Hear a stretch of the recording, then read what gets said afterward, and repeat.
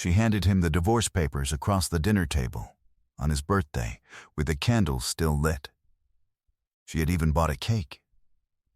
44 candles, his favorite kind, lemon with cream, and underneath the plate she'd slid a manila envelope she'd been carrying for 3 weeks.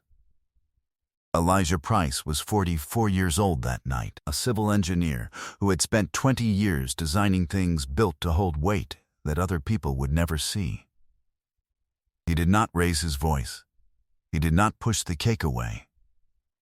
He looked at the envelope, and then at her, and then he picked up the small fork and took one bite of the cake she had made, because she had made it, and then he set the fork down.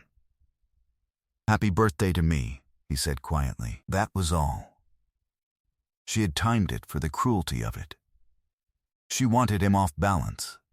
She wanted him to remember this night for the rest of his life. What Sandra Price did not know, what she had never once bothered to learn about the man she'd been married to for 12 years, was that her husband had spent the last 7 months reading something far more carefully than a birthday card, and that the envelope she'd slid under his cake was not the only set of documents on that table that night. What he had ready would cost her everything she thought she'd already taken. Before we jump into the story, comment where in the world you are watching from, and subscribe, because tomorrow's story is one you need to hear. The house was quiet at 5:30 in the morning, the way it always was, and Elijah Price was already awake.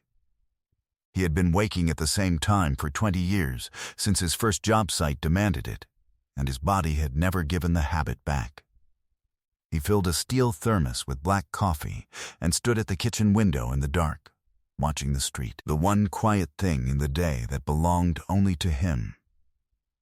He drove a 12-year-old truck that ran because he maintained it himself. He wore the same canvas work jacket he'd had for 6 years, because it still kept the weather out, and he was not the kind of man who replaced a thing that still worked. He measured twice and cut once. In everything. People who worked with him said you could set your watch by him, and they meant it as the highest kind of praise. He was a civil engineer. He designed foundations, retaining walls, the load-bearing bones of buildings and bridges, the parts nobody admires because nobody is supposed to notice them. A good foundation is invisible. That was the whole philosophy of his working life, and without quite realizing it, the philosophy of the rest of it too. He built things to carry weight quietly. He had built his marriage the same way. He had married Sandra 12 years earlier. He had loved her the way he did most things, thoroughly, and without making a show of it. When her interior design business needed a storefront, he co-signed the lease and worked the extra contracts that floated it through its first 2 lean years. When her mother needed care, he paid for it and never mentioned the number. He had renovated their house himself, room by room, over 6 years of weekends, on his knees laying tile and rewiring rooms, because she had a vision and he had hands that could build it. He had a son from before the marriage, Theo, 15, who lived with him half the week and thought his father could engineer a solution to anything. Elijah had never given him a reason to doubt it. What Elijah did not know, standing at that window in the months before his birthday, was that the woman asleep upstairs had already decided to leave, and had been quietly arranging the ground beneath him so that when she did, she would walk away with more than she had any right to. She had mistaken his quiet for blindness. It was the most expensive mistake she would ever make. The birthday dinner was on a Friday in March. She had cooked. That was the part that would stay with him, the deliberateness of it. She had made the dinner he liked, set the table with the good plates, lit the candles. Theo was at his grandmother's for the night. She had arranged that too, he realized later. Everything about the evening had been staged to look like love right up until the moment it wasn't. They ate. She was pleasant, almost warm, in a way she had not been in months, and some quiet part of him had let itself hope the distance of the last year was ending. Then, she brought out the cake. 44 candles. She sang the first 2 words and stopped. And she reached under his plate and slid the envelope across the table. "I've been carrying this for 3 weeks," she said. "And I deserve to finally say it. I'm not happy. I haven't been for a long time. I need more than this, Elijah, more than you." He looked at the envelope. He did not open it yet. He picked up the small fork and took 1 bite of the cake, because she had made it, and the gesture of eating it was the only thing in the room that still belonged to him. Then he set the fork down. "Happy birthday to me," he said quietly. The calm of it unsettled her. She had prepared for tears, for an argument, for the satisfaction of watching a steady man come apart on the worst-timed night of his life. Instead, he sat there, even and quiet, the way he sat over a set of plans that had a problem in them somewhere he hadn't found yet. "That's it?" she said. "It's your birthday, and you're not even going to fight for your marriage?" "What would you like me to say, Sandra?"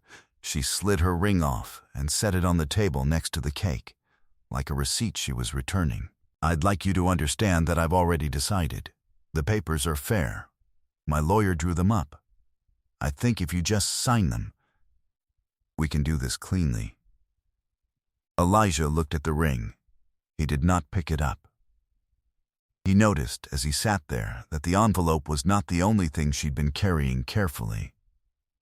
Her phone was face down on the table, angled away, the way it had been angled away for the better part of a year. And the papers in front of him were not standard. They referenced accounts and an LLC and a property valuation, the kind of detail a person includes only when they already know the answers. He noticed it the way he noticed a crack that ran the wrong direction across a slab. He didn't react to it. He filed it away, the way he filed everything, without deciding yet what it meant. "All right," he said. "I'll have someone review them." "You don't need a lawyer for this," she said. "It's simple. Then it won't take long to review." He picked up his thermos from the counter. He did not slam anything. He blew out the candles she had lit. 1 breath, all 44. And the kitchen went dim. Then he went down to the basement office where his drafting table was, and he turned on the light, and he began to read. 7 months before that birthday, Elijah had already begun to suspect the foundation was failing. It was not one thing. It was the accumulation of small, wrong details that a man trained to notice load and stress could not stop noticing. The phone angled away, the business that suddenly needed more money than its revenue explained. The weekends she stopped accounting for. The way she had stopped asking about his day, and then stopped pretending to. He had a builder's instinct for when a structure was carrying a stress it wasn't designed for, and his marriage had been carrying one for a long time. He had not confronted her. He had done what he did when a slab showed a hairline crack. He did not panic, and he did not ignore it. He started documenting. Quietly, because the difference between a crack that's cosmetic and a crack that brings the building down is something you find out by reading, carefully, over time, before you decide anything. So for 7 months, while she believed she was the only one preparing, Elijah had been preparing too. He had simply never told her, because the one principle that governed his whole life was that you do not announce the work. You let it hold. That was what Sandra had never understood about the man she handed papers to over a birthday cake. That his calm was not absence. It was a foundation, already poured, already cured, waiting under everything she thought she was standing on. Until the night she handed him the envelope, and he went downstairs and began to read what he'd been quietly assembling for half a year. The person who helped him understand the full shape of it was an attorney named Diane Okafor. She was 61, small and straight-backed, with reading glasses on a chain and a way of laying documents across a table in an order that made the truth assemble itself. Elijah had quietly retained her 4 months before the birthday, not because he wanted a divorce, but because a man who notices a crack hires someone who knows how to read it.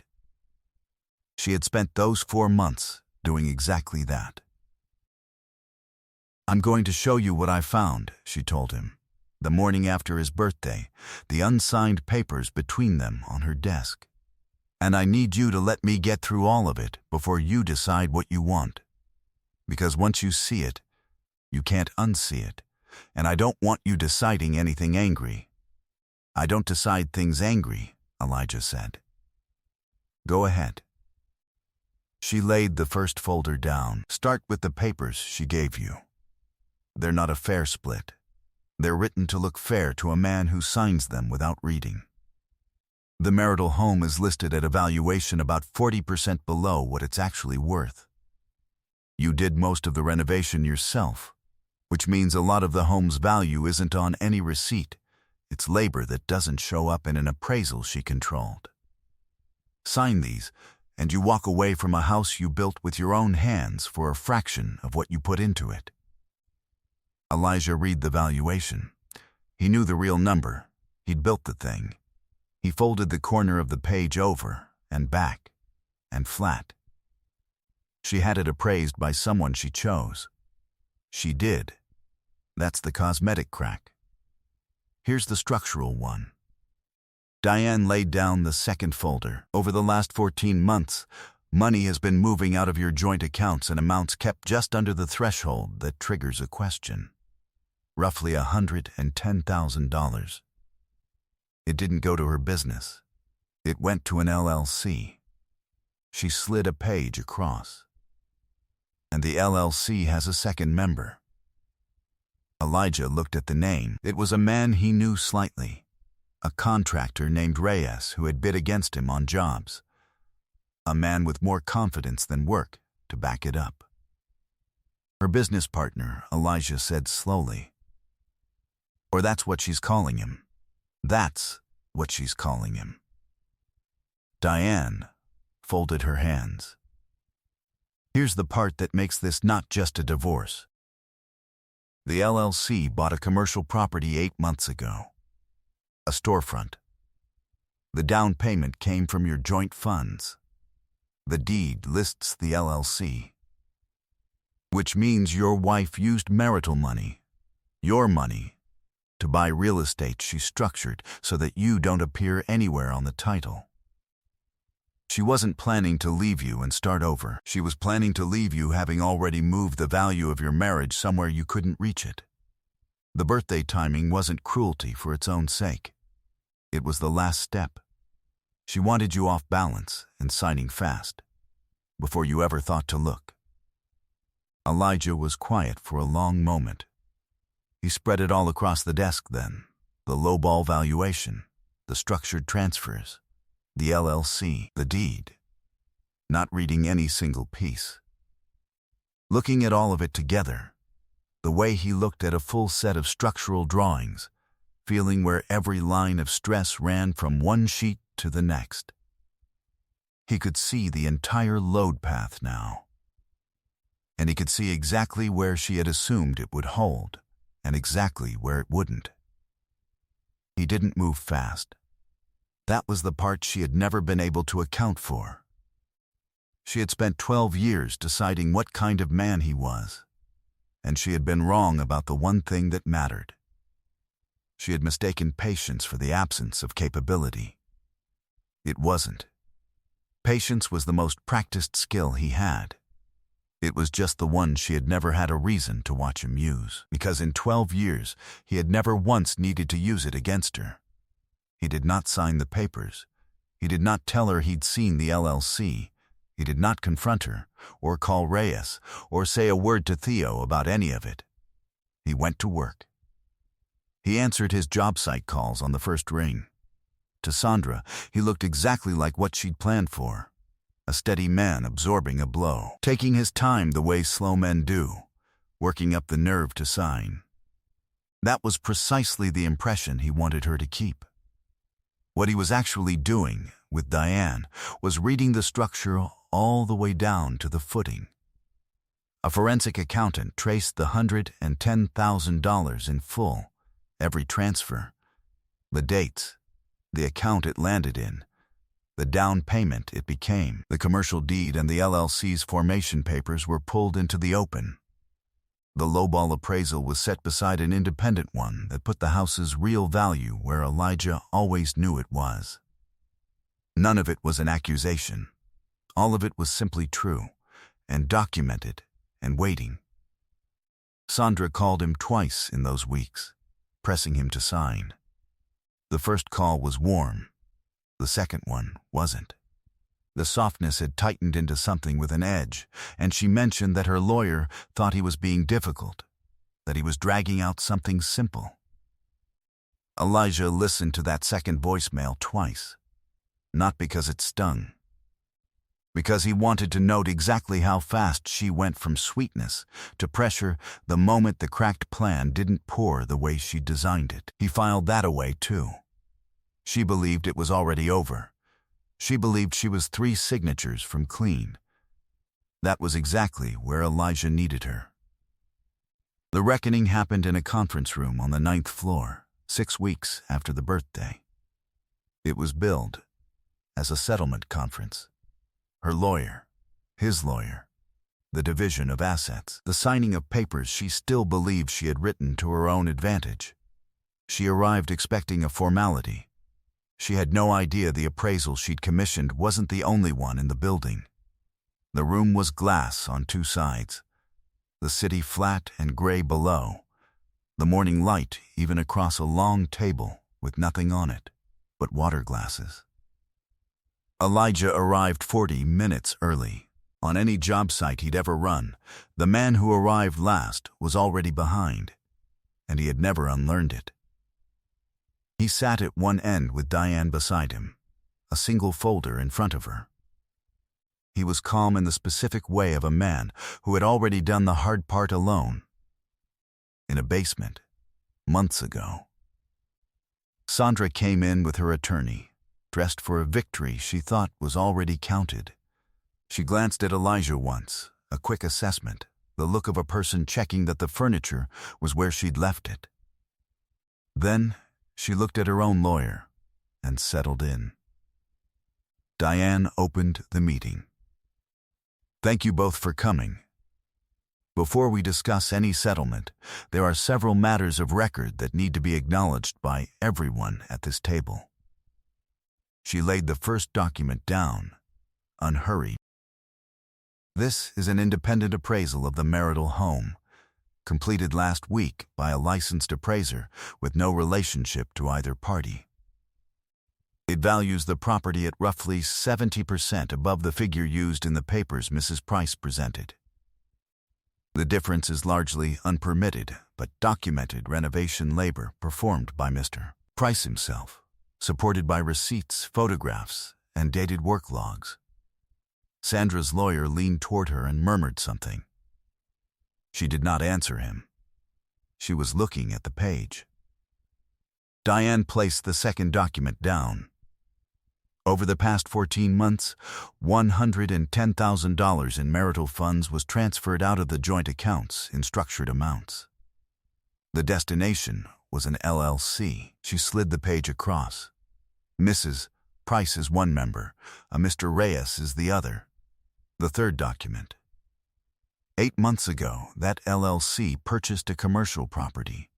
The down payment is traceable, in full, to the marital funds described in the previous exhibit. The deed lists the LLC. Mr. Price does not appear on it. Diane let it sit. These are marital assets. They will be accounted for in any settlement, in full, at their actual value, including the property purchased with marital money. The room had gone still in a way that was different from polite silence. Sandra's attorney had stopped looking at his client and started reading. Sandra had stopped looking at anyone. I want to be precise about what we are and are not saying, Diane said. We are not making an accusation in this room today.